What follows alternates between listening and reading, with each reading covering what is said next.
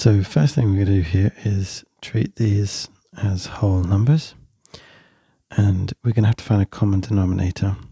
Now the live stream is correct in that if we had 2 over 3 and we were trying to find a common denominator with 1 over 7, the easiest way to find a common denominator is to multiply the two together, and that would give us 21. But this isn't always the best way. If you have a easy way, for example, 2 over 4, no, let's use this one, 1 over 4, and 3 over 8. In this case, if you multiply them together, it will give you 32. But in fact, the best common denominator is 8. It means you only need to change 1. For example, times this by 2. Okay, so there's it's not always the most efficient, but with algebra, this is the only method that you have because you don't know what x is. And so we are going to multiply these two together. Now, we don't write it as like 21. There's not going to be a result here. We have to leave it like two things multiplying each other together, like 3 times 7. So our common denominator is x plus 1.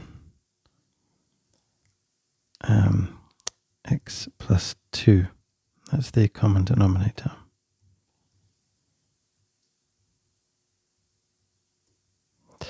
And we're then going to aim for getting this. If we were to get it on the first fraction here, we would need to multiply the top and the bottom by x plus 2. Okay, because we have to do the same to the top and the bottom. But that will give us the common denominator that we're after. So let's write that down here.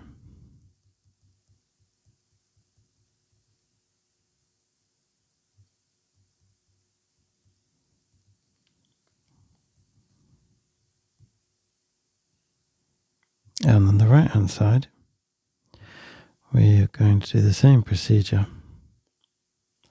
But we need to multiply both sides by x plus 1.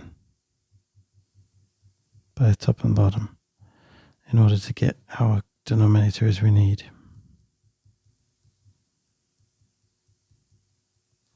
So a quick recap. We were missing x plus 2, so we add it to the bottom, but we have to add it to the top. We're missing x plus 1, so that goes on top and the bottom too. Okay.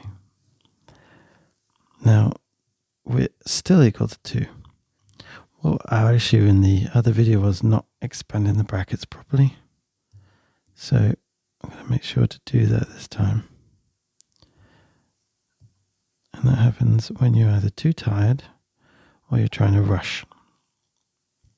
So we can use that in the as wisdom for the exam, not to be in those two conditions. So 4x plus 8, 5x plus 5. Okay, now we have a common denominator. We're going to add these together. We'll get 9x plus 13 all over x plus 1, x plus 2 equals 2. Okay, so we're at a stage now where we're not quite where we were before because there isn't any cancelling going on. So let's continue. What would we do? Probably get rid of the fraction. So we're going to multiply both sides by x plus 1 and x plus 2. So we get 9x plus 13 equals 2 lots of x plus 1, x plus 2. And we're going to probably expand those brackets. These two brackets here. And that means we can integrate the 2 in. And maybe some things will cancel. It looks like it's going to be a quadratic at this point. So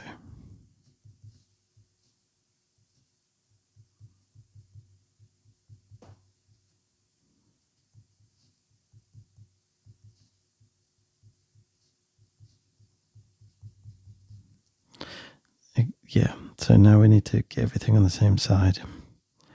Looking like it is. I prefer to keep the 2x squared positive, so I'm going to take away 9x. And then we'll take away 13.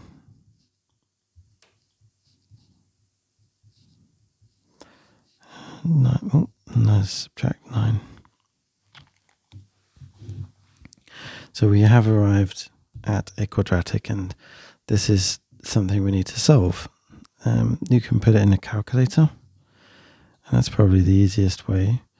Another way is to do the AC method, but it's probably important to see if it even is solvable.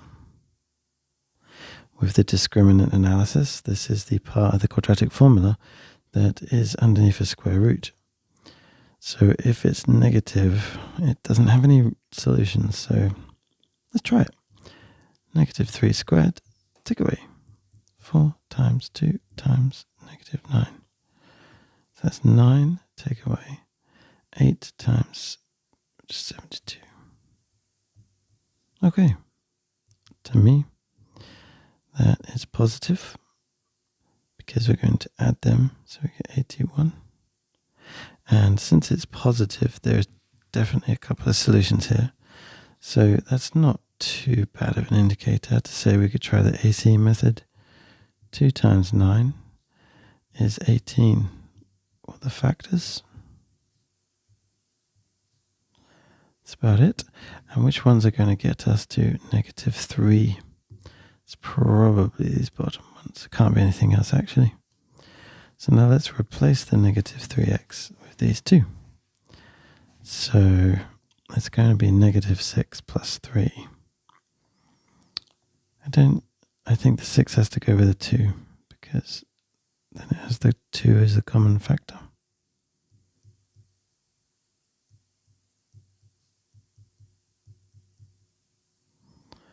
Let's get that to the side.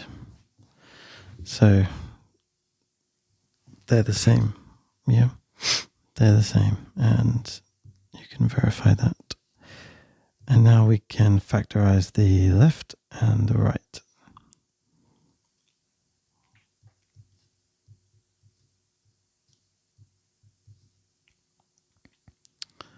I'll take a 3 out. And then we have one last factorization of the whole thing. And if you've never understood why, this is a common factor. And we take it out the front. And what we're left with when we do the division is the other stuff. Okay, so it's actually quite nice. So to solve this, what values of x that we can put into this? We'll make this bracket 0 and this bracket 0 because that will give us what we want. We want it equal to 0. So first bracket is 3 and the second bracket is negative 3 over 2.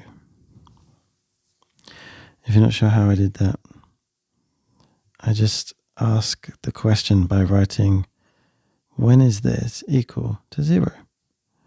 And then I do what should be okay for you, a rearrangement, a linear equation, until I find x that gives me what's the x when it's equal to 0. And that's negative 3 over 2. You can do it in your head over time. You know that this it's going to go over negative 3 and then you're going to divide by this. Okay, so there are the two solutions, and that's what we were trying to get at with that question.